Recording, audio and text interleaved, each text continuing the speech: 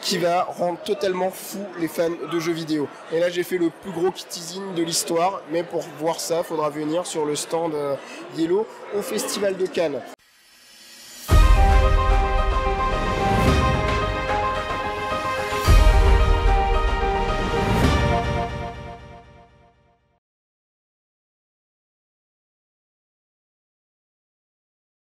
Donc tu disais, oui, c'est un jeu très familial.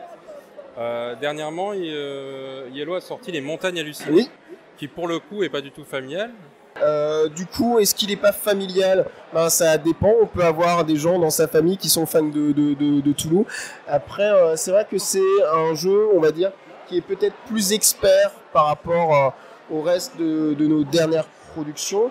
Mais après, moi, en termes de difficulté, en termes d'accès, je ne trouve pas forcément plus difficile ou moins accessible qu'un Bunny Kingdom ou qu'un Arena.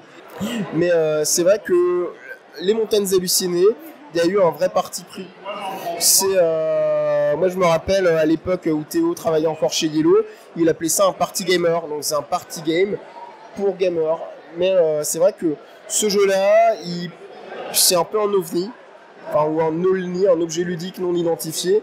Il propose une expérience de jeu très forte, il y a des gens qui adhèrent, qui adorent, et il y en a qui disent, bah voilà, c'est pas pour nous, et tout ça. Mais en tout cas, je pense que le travail de communication qu'on a fait sur le jeu, que ce soit la Trick Track TV, la petite vidéo teaser qu'on a faite et tout ça, tout le travail qu'on fait en salon quand on explique le jeu et tout ça,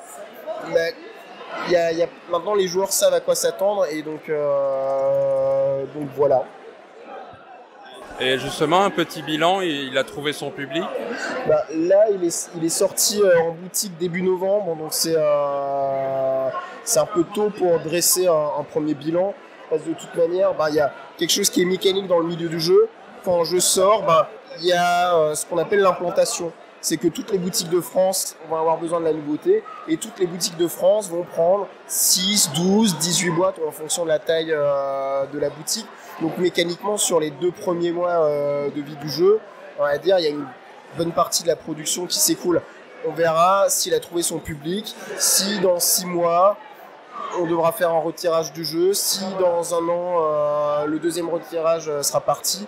Mais là, après 2 mois, enfin on va dire, commercialement c'est difficile de faire le bilan. En tout cas, sur les retours des joueurs, il y a des joueurs qui nous disent vraiment apprécier le jeu et qui se prennent à l'expérience. De même quand on le montre en salon, dans les cafés-jeux et tout ça, le jeu prend bien. Donc pour l'instant, on va dire le retour critique est quand même globalement positif. Ça n'empêche pas de temps en temps qu'il y en ait qui cuinent un peu en disant non mais quand même ils ont fait quoi du mythe de Toulouse, voilà. On va dire c'est quand même assez rare comme retour. Et du coup, Yellow 2018, qu'est-ce qui est prévu? Plein de très belles choses. Alors déjà, il y a Fairy Tail que je vous ai présenté. On a une autre grosse sortie sur Cannes qui s'appelle Château Aventure. Donc Château Aventure, c'est un jeu de rôle textuel, narrativiste, qui imite un peu les point and click qu'il y avait sur les ordinateurs. Enfin non, même pas les point and click, les jeux de rôle textuels. C'était les jeux au début des années 80, sans aucun graphisme, rien du tout, où on disait à l'ordinateur « fouiller chambre ». Et là, il disait « bien, tu as trouvé une clé ». Tu peux aller ajouter à ton inventaire. Et donc là, c'est un peu le même principe. Ça sera un livre avec 12 scénarios et un des joueurs autour de la table, qui sera le maître du jeu, va jouer l'ordinateur.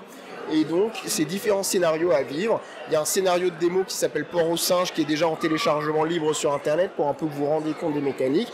Par exemple, le début de Port aux singes, c'est vous êtes dans votre chambre de capitaine, il y a un bureau et un lit. Les sorties possibles sont le pont. Et donc là, un des premiers joueurs pourrait dire « fouillez lit ». Et là, moi, je lui donnerai la réponse « ah, sous le lit, vous trouvez « pip ». Et je vais pas spoiler le scénario, voilà, enfin.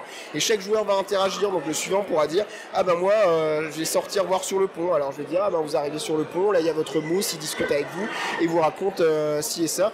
Et ainsi de suite, jusqu'à arriver à la résolution du scénario. Ce qui est très intéressant dans Château Aventure, c'est que il y a différents auteurs qui sont intervenus. Théo Rivière, Ludovic Papaïs, le chef de projet qui a aussi écrit des scénarios, Corentin Lebrun, enfin je vais pas tous les citer, je serais sûr d'en oublier un et donc forcément il va m'en vouloir, mais chacun a apporté sa patte. C'est des univers qui sont différents, donc c'est des histoires qui se suivent pas, avec des petits twists mécaniques et tout ça qui font que les sensations de jeu sont renouvelées à chaque fois. Chaque scénario est illustré par un illustrateur différent, donc ça fait un projet de fou. Je crois qu'il y avait 24 auteurs, illustrateurs différents concernés. Et donc vous retrouverez ça en boutique, ça sera une boîte avec un livre à l'intérieur et quelques petits accessoires de jeu, quelques jetons qui seront utiles pour certains scénarios. Dans la boîte de base, il y aura combien de scénarios? Il y en aura 12. Donc ce qui est déjà pas mal. En moyenne, ça tourne aux alentours d'1 heure le scénario. Évidemment, si on est un peu nul, ça peut prendre un peu plus de temps. Si on a envie un peu de tchatcher et de partir dans des délires, ça peut prendre aussi un peu plus de temps. Sachant que la vraie force du jeu, il n'y a pas besoin d'avoir un passé de rôliste pour prendre du plaisir. On a tout détaillé dans le livre. Quand vous êtes dans la pièce A, toutes les lignes de commande, on vous donne les lignes de réponse. Si vous êtes dans la cuisine et les joueurs disent ouvrir le frigo, ça sera marqué. Si les joueurs vous disent ouvrir le frigo, vous répondez ça. Et juste en lisant, vous passez déjà un bon moment parce que voilà, il y a l'aventure à vivre, tout ça. Évidemment, les gens qui ont un peu l'expérience sur l'improvisation, sur le jeu de rôle, voilà, quand tu ouvres le frigo, plutôt que de dire vous récupérez du poulet rôti, celui-ci rentre dans votre inventaire. On peut un peu broder en disant ah, le frigo déborde de fromage, il y a là du roquefort, du camembert, et au fond du frigo vous trouvez un délicieux poulet rôti que vous ajoutez à votre inventaire. Mais l'expérience de jeu sera tout aussi agréable. Voilà. Donc ça c'est Château Aventure, ça arrive sur à Cannes et en même temps dans les boutiques, sachant que l'autre grosse sortie sur Cannes, alors c'est pas du Yellow, mais on les distribue en France et je sais que le jeu est très attendu, c'est Décrypto du Scorpion Masqué qui arrivera en même moment dans les boutiques. Ça sera dans le même format de boîte que Codename, un jeu pareil de communication absolument addictif. Chaque équipe a 4 mots. Il va falloir faire deviner, chaque mot est associé à un chiffre, il faudra faire deviner des codes à ses coéquipiers. Là où c'est intéressant, c'est que dans Codename, une fois qu'on a fait deviner le mot, on le recouvre et on passe à la suite. Alors que là, vous allez faire toute la partie avec les 4 mêmes mots, et bien, il va falloir vous débrouiller pour faire deviner à chaque fois ces mots, mais de manière différente, sans que l'équipe adverse puisse commencer à trouver les mots que vous avez et qu'ils ne puissent pas décrypter votre code et intercepter votre code. Donc c'est très très redoutable. Ça marchera très très bien aussi. Et vu que voilà, le Scorpion Masqué au Québec, à part sur Cannes, vous retrouverez aussi souvent les boîtes de Décrypto sur les stands Yellow en 2018. Je pense, sans me mouiller, que ça va faire un carton. En tout cas, moi je trouve ça très bien. Ensuite, donc Fairy Tales qui arrive mi-mars. Il y a, pour les gens qui suivent un peu notre actualité, le prochain minigame qui arrive, qui s'appellera Nessos. On a fait un petit sondage récemment pour trouver le titre. On hésitait entre Théos, Nessos et Bakudanos. Donc c'est un jeu dans la Grèce antique et c'est un petit jeu de bluff très très fourbe et qui rentre parfaitement dans la gamme des minigames.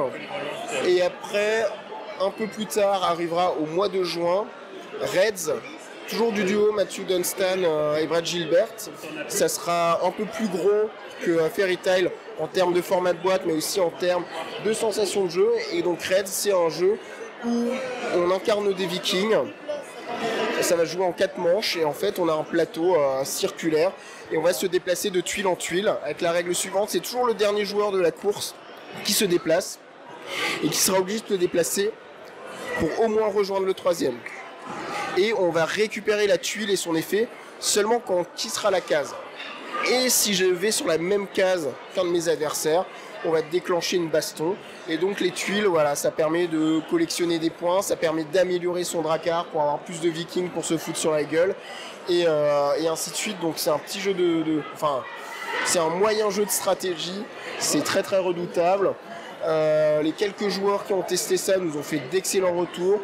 Nous au sein de l'équipe on adore ça et ça sera illustré par Biboon et ça sera dans un format de boîte, je crois à peu près comme King of Tokyo, en tout cas pas très très loin de ce format là. Et sur les trucs qu'on peut annoncer, c'est à peu près tout. Ce qu'on peut dire aussi, alors je sais pas si la vidéo sera disponible avant le Festival de Cannes, mais sur le Festival de Cannes, on aura une protozone sur laquelle vous pourrez tester Reds, donc 3 mois avant qu'il sorte au mois de juin. Donc vous pourrez vous rendre compte dès le Festival de Cannes si le jeu il est fait pour vous ou pas. Et un autre jeu qui sortira à Essen et que pour l'instant on va pas encore parler, mais c'est un truc trop cool qui va rendre totalement fou les fans de jeux vidéo. Et là j'ai fait le plus gros teasing de l'histoire, mais pour voir ça, il faudra venir sur le stand Yellow au Festival de Cannes. Et après, je ferme la parenthèse Yellow, on a aussi sur Cannes un nouveau partenaire qui va arriver, qui s'appelle Loki, et c'est une gamme de jeux enfants qu'on va pousser. Il y aura 3 jeux qui arriveront sur Cannes. Il y aura SOS Dino de Ludovic Maublanc et Théo Rivière. C'est un jeu où il y a une éruption volcanique. À chaque tour, la coulée de lave va avancer. On va essayer de déplacer nos dinos sur le plateau pour qu'ils puissent aller se sauver sur les montagnes tout en récupérant les œufs et pour quand même assurer la descendance des dinosaures sur quelques générations. On a un autre jeu d'Alexandre Émérite qui s'appelle Troll et Dragons. C'est un jeu de stop ou encore où il y a 2 salles. La première salle qui est la salle du troll, c'est un stop ou encore, on va essayer de récupérer de l'argent et potentiellement ouvrir la porte pour aller voir la salle du dragon. Et la salle du dragon c'est pareil, on lance les dés, mais là c'est du lancer frénétique parce que pendant qu'on lance les dés, tous nos adversaires vont lancer le dé du dragon pour essayer de stopper notre tour. Il faudra qu'on sorte avant que nos adversaires puissent invoquer le dragon. Et donc on va collecter plein de caillasses et de pierres brillantes pour gagner plein d'argent. Et le dernier jeu, c'est le plus petit de la gamme en format de boîte, en prix et en âge. C'est un jeu du duo Wilfried et Marie-Fort qui va s'appeler Farmini, où on est des fermiers. On va développer sa ferme en piochant des cartes. C'est des cartes qui vont représenter notre ferme. Il faudra se débrouiller pour isoler des animaux dans les enclos pour pas qu'ils s'échappent et pas qu'ils subissent les attaques de loups.